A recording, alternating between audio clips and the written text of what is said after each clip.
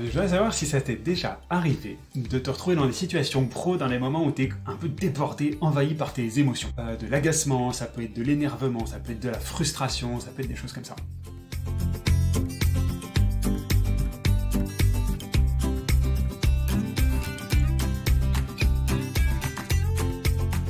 Dans l'univers pro, c'est pas facile de dire j'ai peur, c'est pas facile de dire je suis énervé, c'est pas facile de dire je suis frustré.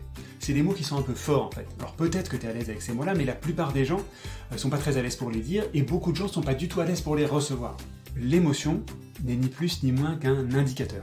Et du coup, on peut les nier, ces indicateurs, ou on peut les regarder de façon assez neutre, comme l'indicateur du niveau d'essence dans le tableau de bord d'une voiture. Tu vois ? Et si tu le regardes, cet indicateur-là, ça devient vachement plus facile de le partager à la personne en face pour qu'elle comprenne ce que tu ressens. Et du coup, on arrive à cette petite phrase qui marche vraiment très bien dans le milieu professionnel, je ne m'en lasse jamais.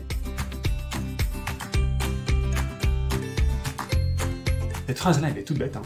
C'est « je ne suis pas à l'aise ».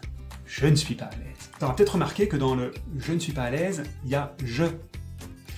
Et ça fait vraiment partie du fait que ça marche, parce que si tu dis « je ne suis pas à l'aise », la personne en face, c'est complètement impossible qu'elle essaie d'argumenter là-dessus. Donc, je ne suis pas à l'aise, ça t'appartient qu'à toi, et c'est complètement indiscutable. Là, si tu dis « c'est pas normal », la personne en face, elle peut discuter de savoir si c'est normal ou pas normal. Si tu dis « je suis pas à l'aise », il n'y a rien à faire.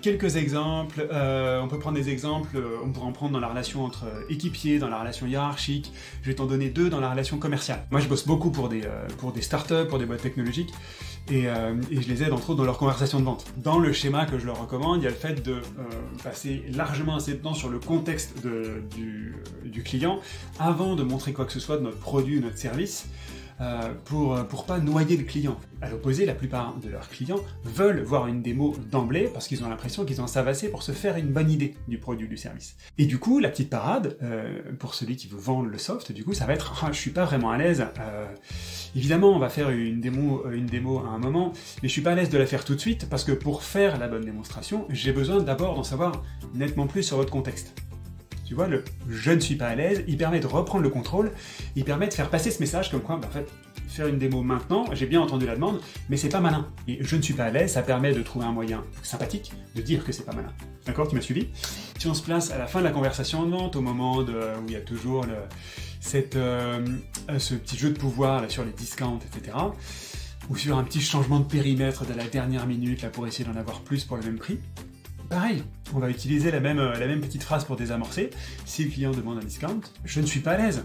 Ben, en tant que vendeur, je ne suis pas à l'aise parce qu'on s'est bien mis d'accord dans la conversation de vente sur le fait que ce sur quoi on travaillait là, c'était un enjeu majeur pour vous, et vous avez d'ailleurs reconnu qu'en fait, ce sur quoi on bosse, là, ça vous coûte X centaines de milliers d'euros par an, ou même X millions d'euros par an. Une petite phrase comme ça permet de remettre le jeu de pouvoir complètement d'égal à égal. Ces deux exemples, j'espère que tu pourras te projeter là-dedans. On peut les utiliser entre salariés, on peut les utiliser à la maison, ça marche avec les enfants, avec sa femme, avec son mari, ça marche dans tous les cas.